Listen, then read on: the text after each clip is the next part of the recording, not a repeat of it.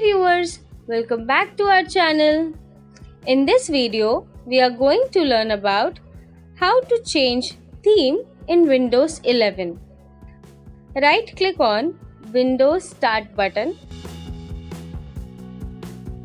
Click on Settings. Click on Personalization present on left side of the screen. Under Select a theme to apply, click on Any theme.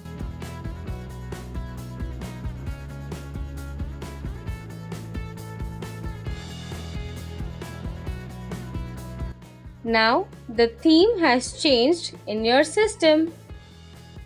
Thank you for watching the video.